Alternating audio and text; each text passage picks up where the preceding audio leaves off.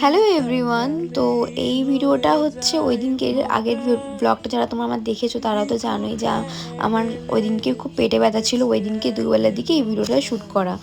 তো এই ভিডিওতে আমি তোমাদের সাথে কিছু কথা শেয়ার করেছি যেটা আমি করলে আমি অনেক প্রবলেম থেকে সেটা থেকে বেরিয়ে আসতে পারি, তাই তোমাদের সাথে শেয়ার করেছি। তোমরা যদি কোন প্রবলেমে পড়ো সেটা থেকে বেরিয়ে আসতে পারো বা তোমাদের লাইফে কিছু ভালো জিনিস যাতে অ্যাড হতে পারে, আমার সাথে এটা ভালো হয় তাই তোমার সাথে শেয়ার করে যে তোমাদেরও কাজে লাগতে পারে।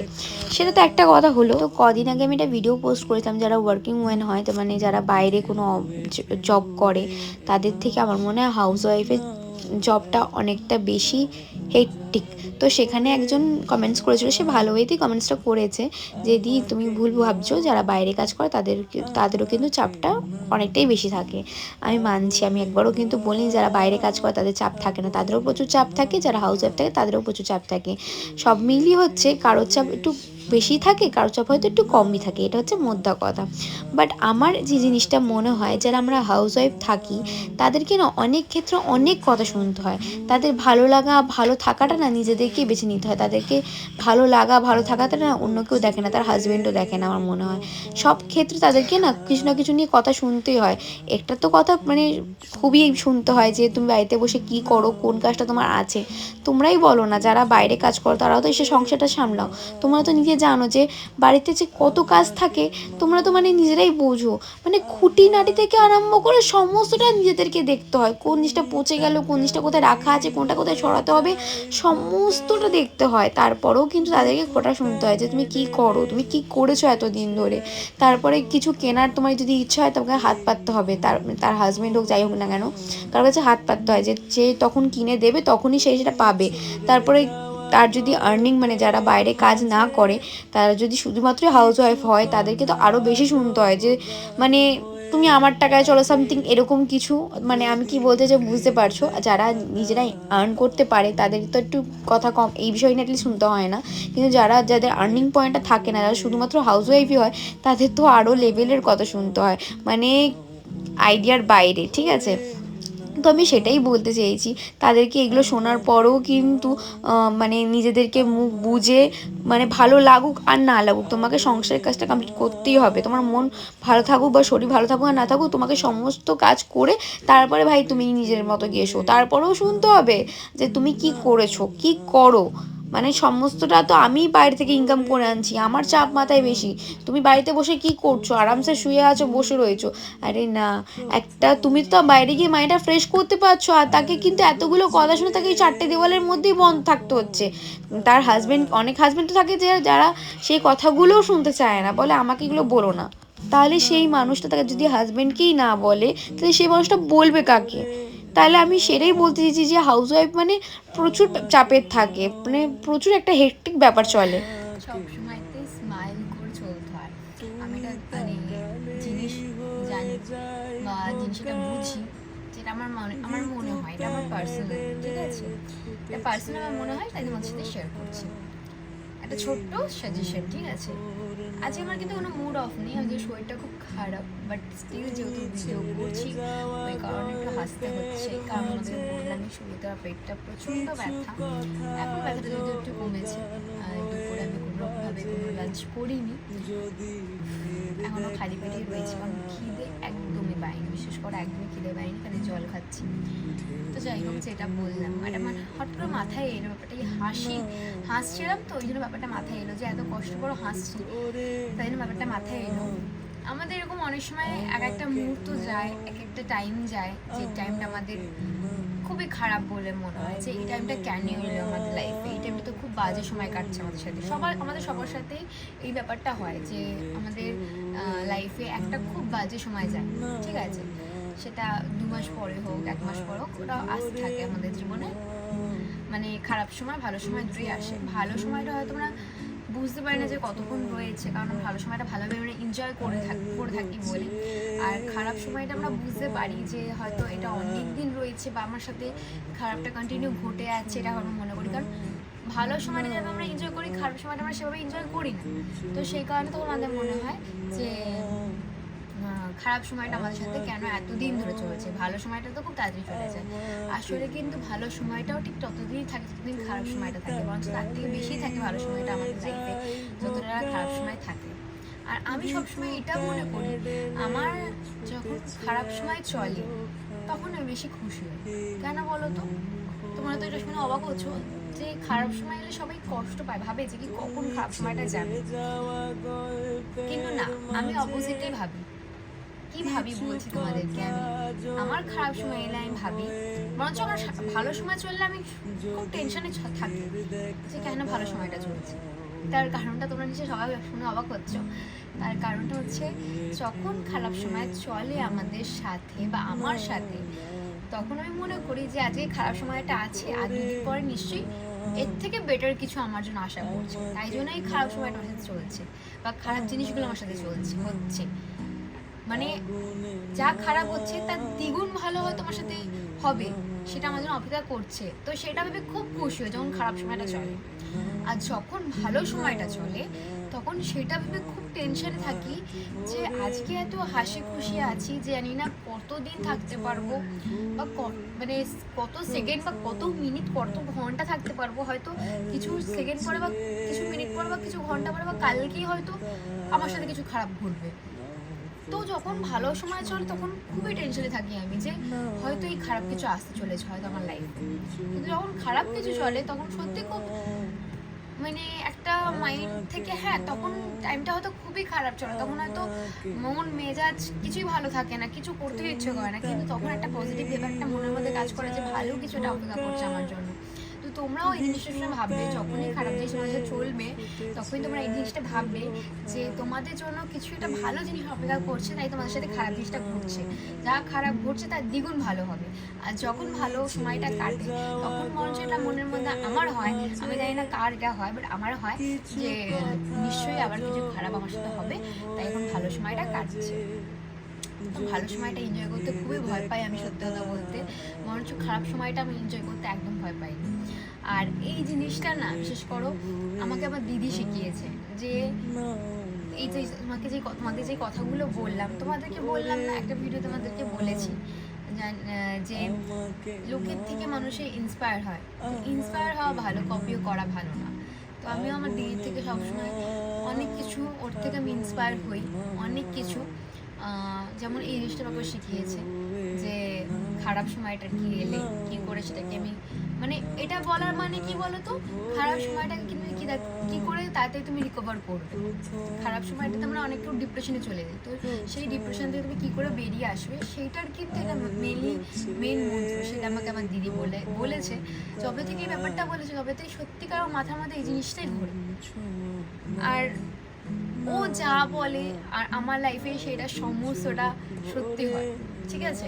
কারণ মানে আমি সিরিয়াসলি খুব লাকি যে ভগবান আমাকে এরকম একটা দিদি দিয়েছে। আমি চাই যে প্রতিটা মানে জীবনে আমি যতবার জন্মগ্রহণ করবো ততবার যেন ও আমার লাইফে থাকুক, সে দিদি হোক বোন হোক যাই হোক না কেন, কোনোরকমভাবে যেন আমার লাইফে থাকুক। ও আমার একটা মানে গাইডনেস হিসেবে থাকুক, যে আমাকে সবসময় গাইড করবে সব কিছু আমার।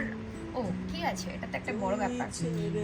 আর একটা কথা যেটা স্মাইল দিয়ে আমার মনে পড়লো, মানে হাসি দিয়ে আমার মনে পড়লো, যেটা বললাম খারাপ সময় আমাদের লাইফে আসতেই থাকে, অনেক কিছু খারাপ আমাদের সাথে ঘটতে থাকে যেটা আমরা এক্সপেক্ট করি না, বা যাদের থেকে আমরা অনেক কিছু এক্সপেক্ট করি তখন আমরা তাদের থেকে যখন সেটা পাই না তখন আমরা খুব ডিসঅ্যাপয়েন্টমেন্ট হয়ে যাই, যে মানে খুব কাছের মানুষ তার থেকে একটা মানে আশা করতাম সেই জিনিসটা আমার সাথে করতে পারে না, বাট সে যখন সেই জিনিসটা আমার সাথে করে, বা আমার পিছনে বিচিং বলে যাবো না কেন, বা তোমাদের লাইফে যাই কিছু ঘটে যাক না কেন, কোনো রকম হাজার বড় বিপদ আসুক না কেন, আমি তোমাদেরকে একটা ছোট্ট সাজেশনই দেবো।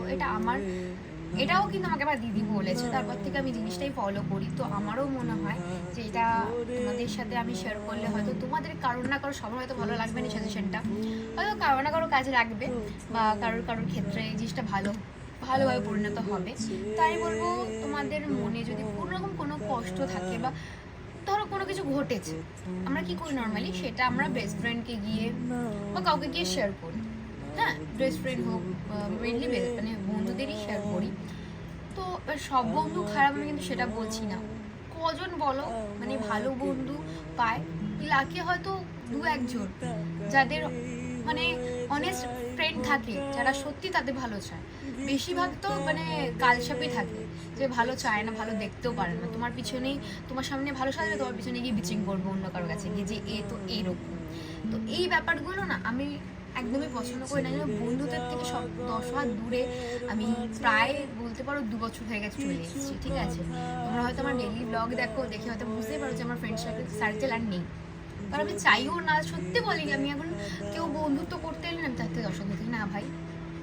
মানে অনেকেও এই বাহানায় মানে ফ্রেন্ডশিপ করতে আসে, যেহেতু বড় মা আমাদের নয়ডিতে, তো বলে যে তোমার বাড়িতে নয়াটিতে দিই, বা তোমার বাড়িতে নয়াটিতে তোমার সাথে বন্ধুত্ব করতে চাই বড় মার কাছে আসার জন্য।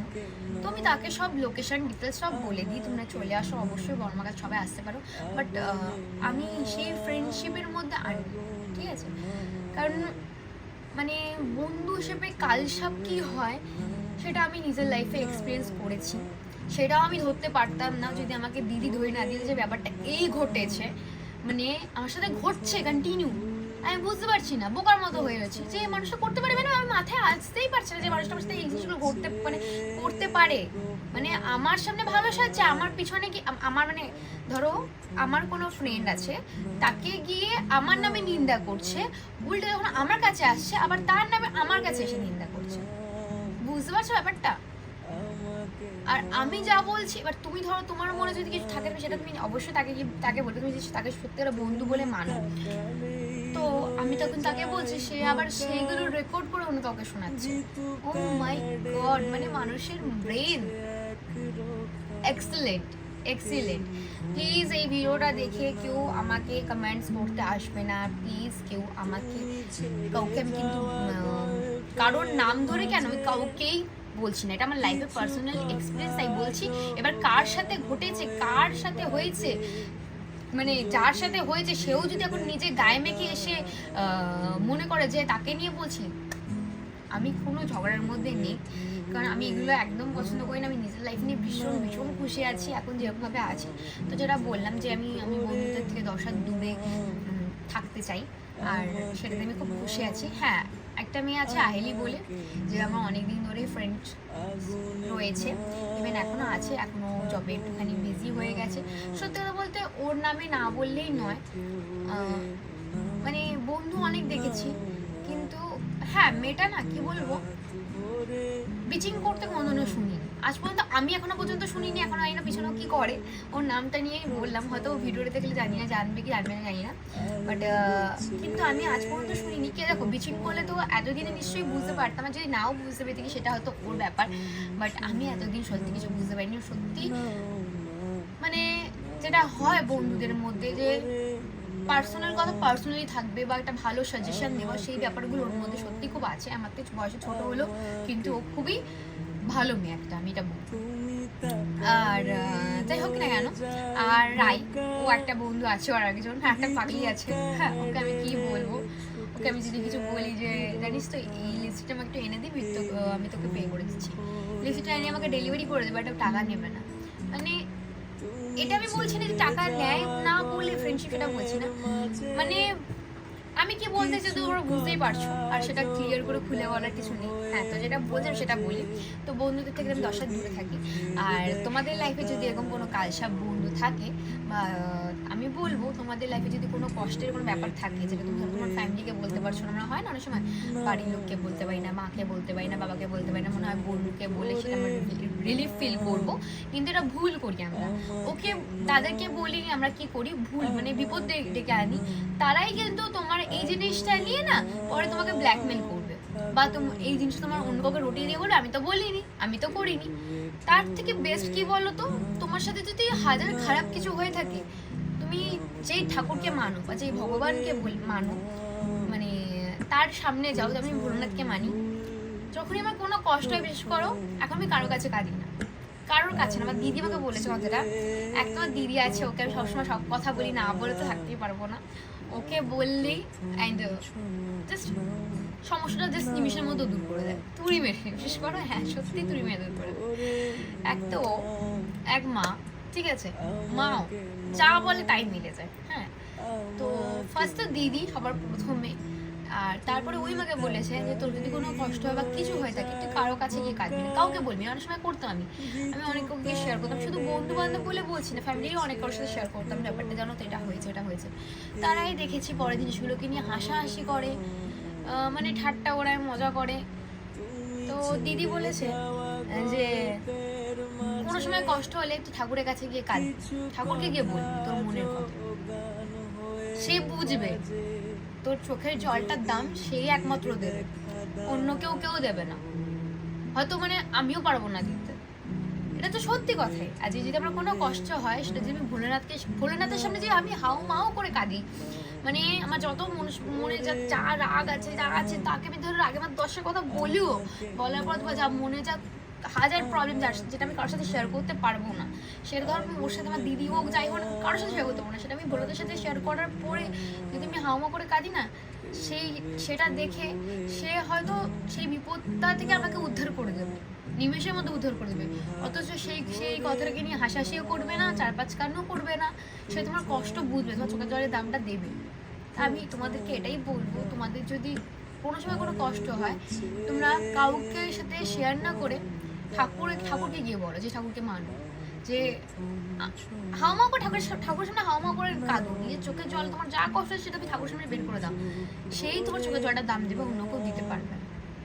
আর এই দুটো জিনিস বললাম না, আমার দিদি আমাকে অনেক কিছু শিখিয়েছে লাইফে, ওর থেকে আমি অনেক কিছু শিখেছি, আর যেগুলো আমার লাইফে অনেক ভালোভাবে কাজ দিয়েছে।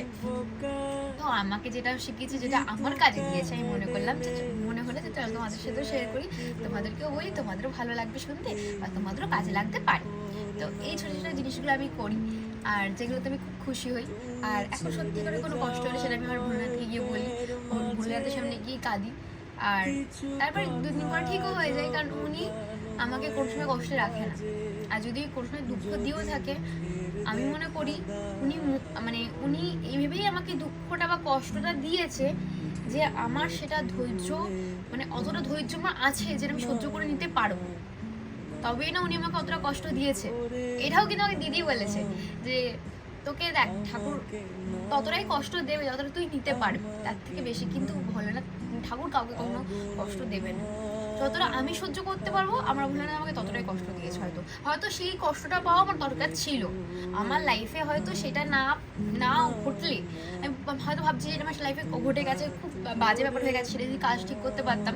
কিন্তু এটা তো আমার থেকে শিখি, যেটা লোকে বলে হয়তো এই জিনিসটা আমাদের সাথে ঘটাটা দরকার ছিল, তবেই হয়তো আজকে আমি এত ভালোভাবে লাইফ লিড করছি, বা আজকে আমরা সেই ভুলটা আর দ্বিতীয়বার করব না, সেই ভুল আমরা আর মানে জীবনে কোনোদিনও করবো না। তো আমাদের সাথে এই খারাপ জিনিসগুলো ঘটার পেছনে কিন্তু অনেক কারণ থাকে, যেটা ঘটে সেটা ভালোর জন্যই ঘটে, সত্যি ভালোর জন্য ঘটে যেটা ঘটে। আমরা সবাই মনে করি হয়তো না, এটা আমাদের সাথে লাইফে হয়তো খুব বড় ভুল হয়ে গেল, কেন করলাম ঠাকুর, বা কেন করলাম আমার সাথে এই জিনিসটা, এমন কি করতাম, হয়তো এই জিনিসটা আমার সাথে ঘটতো বা ঘটাটা উচিত ছিল, যেই কারণে ঠাকুর মাঝে তো অনেক জ্ঞান দিয়ে ফেলে। আমি জানি তোমরা হয়তো হবে দিদি হাত দিয়ে অনেক জ্ঞান দিচ্ছে, না অনেক মানে জ্ঞান না, এটা আমার পার্সোনাল মানে এক্সপিরিয়েন্স, বা এইগুলো আমি পার্সোনালি করে থাকি, তাই আমি তোমাদের সাথে শেয়ার করলাম। তোমরাও করো, তোমাদের যদি কাজে দেয় আমাকে কিন্তু কমেন্টস করে জানিও। তো এটার জন্য আমি বলবো না ভিডিওটাকে লাইক করো, কমেন্টস করো, শেয়ার করো, এই কথা আমি একদম বলবো না। তোমাদের মনে হলে তোমরা ভিডিওটা দেখো, না মনে হলে স্কিপ করে যাও। তো চলো, আমার এমনিতে শরীরটা ভালো নেই, আমার পেটে ব্যথা, এখন পেটে ব্যথাটা বললাম যেহেতু কমেছে তাই এত কথা বলতে পারলাম, বা এত এনার্জি পেয়েছি, তো একটু কথা বলতে পারতাম না, তো একটু জল তেষ্টা পেয়ে গেছে,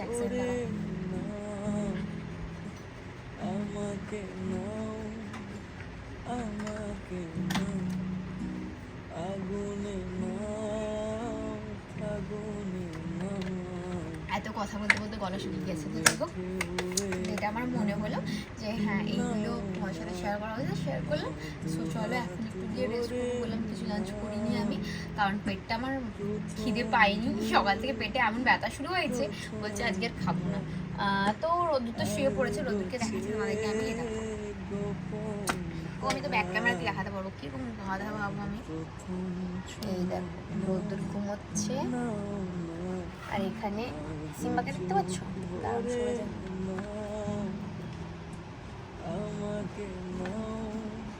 এখানে সিম্বা ঘুমাচ্ছে, আর এখানে আমি দাঁড়িয়ে তোমাদের সাথে আমি আমার মানে ফেসটা ওয়াশ করে এসে একটুখানি টোনার লাগালাম, একটুখানি আমি ক্রিম লাগালাম।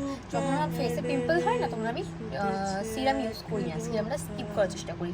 খালি সকালবেলার দিকে একবার ইউজ করেছি ভিটামিন সি সিরামটা, বাদ বাকি সিরামগুলো আমি ইউজ করি না, কারণ পিম্পলসের জন্য না সিরাম ইউজ করলে কী হয়, পিম্পলসটা আরও বেড়ে যাওয়ার চান্স থাকে। তো তোমাদেরকেও বলবো যখন পিম্পলস হবে তখন সিরামটা একটু অ্যাভয়েড করে যাওয়ার চেষ্টা করবে, তাতে বেটার হবে, তাহলে তাড়াতাড়ি পিম্পলসটা কমে যাবে। এটা একটা ট্রিক, ঠিক আছে? সো চলো একটুখানি শুই, ফোন ঘাটবো বা টিভি দেখবো, কিছুটা করবো, আর কি যখন খেতে হবে তখন খাবো। আর এখন নীলু যাচ্ছে মাপতে, নয়তো নীলুও শুতো, নীলু যাচ্ছে যাবে, যায়নি বোধহয় এখনো, মাপতে যাচ্ছে। চলো ব্লগটা দেখতে থাকো।